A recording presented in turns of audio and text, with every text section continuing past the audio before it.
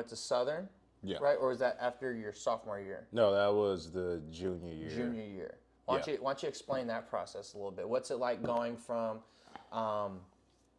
like probably a familiar school that you're familiar with, you kind of had done your research on the whole time, to kind of being like honestly rushed to make a quick decision for yourself in that time period? Yeah, I mean, at the time we decided to do exit meetings for some reason super late.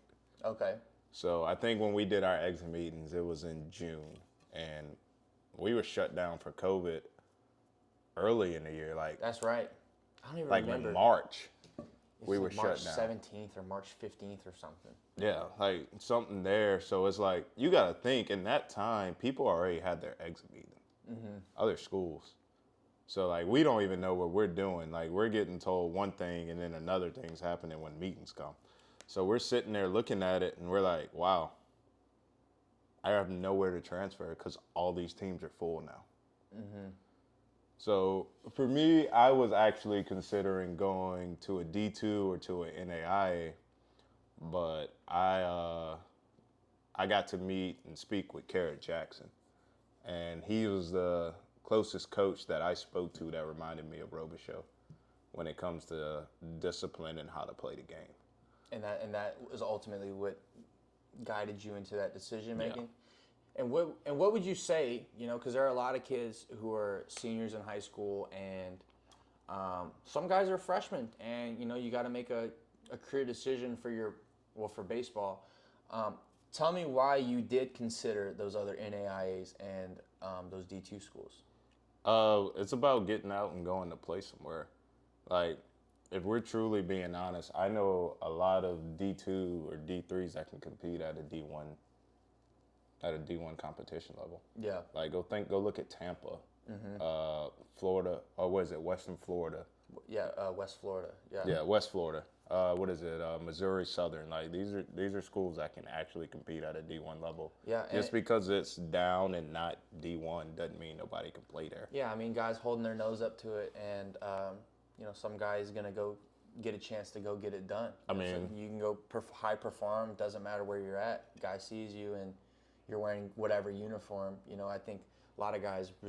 I think maybe that was more so our generation, I'd say, but I haven't been seeing a lot of kids, at least from my area, who are going to do like the other junior college route. I went to school with Kanan Dodge, kid. I played second base in high school when I played shortstop, and he was a second baseman his whole life. He went to, I think it was Bossier Parish Community College for like 1 or 2 years. I don't know why I want to say it was 1 year, but I'm pretty sure he went for 2 years, and he raked ball. Yeah. Second baseman through and through his whole life. He plays at Stephen F. Austin. He ends up going to Stephen F. Austin, playing with his brother Cheney. You know, he earned his way out of JUCO, and then he transferred to Lamar after he graduated. You know, I guess that's everybody's getting all their years in, but he was able to get all of his school done, and then now they're asking him to play shortstop. So, like, for a guy like that who, you know, not necessarily always that important that, oh, I get to play shortstop or I'm playing that position, but it just, for me, that was a good example of a guy who, for my whole life, I've known him as the hardest worker possible, and he can go to any, like, you went to a program that I didn't even know the name of. Yeah. At least the first two schools he went to, I wasn't sure they were at first, and then, boom, all of a sudden he's at another D1 with decisions in his hands to make. So sometimes it works out in the favor where, you know, you actually create more decisions by deciding to play ball. So I mean, and piggybacking off of that, one of our old teammates got drafted out of a D2. That's right. Hayden Herb. Yeah. Yep. I mean, he's pitching for the Rays now. Yeah, he was let go from a D1 and went to UNO and left. Left UNO. He went to a JUCO. He went to JUCO, West Virginia, UNO, then there. Yeah. So I don't know if I always recommend trying that many, but if it works, like, it definitely can work out that way. So kind of like off of that one too, though, how were you able to get school taken care of? Like, how were you thinking about getting your like your degrees done, you know, in the midst of having to switch schools, and how are you thinking about that? I was very fortunate because before I left UL, I was graduating. Okay. So it's not like I really had much to transfer over. It was either do I want to do another undergrad or do a master's? Well, for me, it makes no sense to start another 4-year undergrad.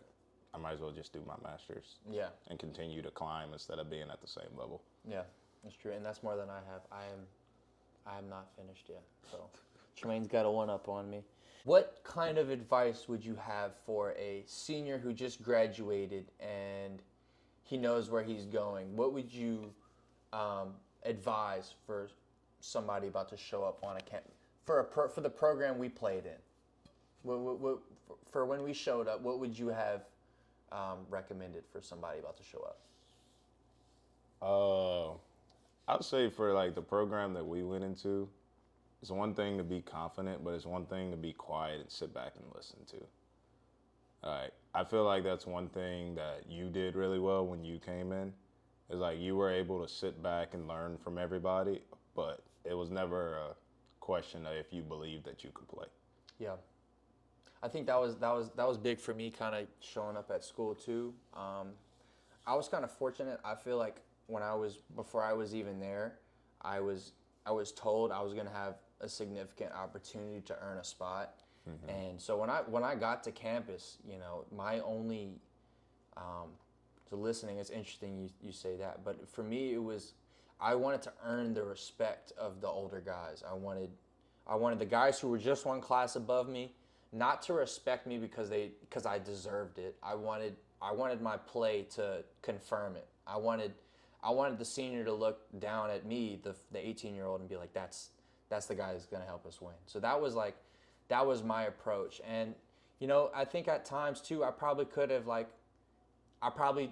said not as much as I wanted to, but I feel like, you know, one important thing for school and programs in high school, and pro ball as well, is being able to just, you got to be aware with like, where's the energy, you know, if somebody's bringing it, you know, there's no reason to like over speak, you know what I mean? Like no one's gonna like, of course we played in a mature program, so there was never gonna be like